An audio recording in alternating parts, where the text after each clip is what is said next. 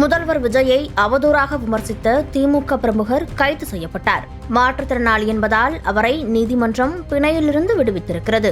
கரூர் மாவட்டம் பரளி கிராமத்தைச் சேர்ந்த வேலுப்பிள்ளை என்கிற தங்கமணி என்பவர் திமுக தொழில்நுட்ப அணி பிரமுகராக இருந்து வந்துள்ளார். இவர் தனது முகநூலில் திமுக அரசுக்கு ஆதரவாகவும் முன்னாள் அமைச்சர் செந்தில் பாலாஜிக்கு ஆதரவாகவும் பல்வேறு பதிவுகளை பதிவிட்டு வந்துள்ளார்.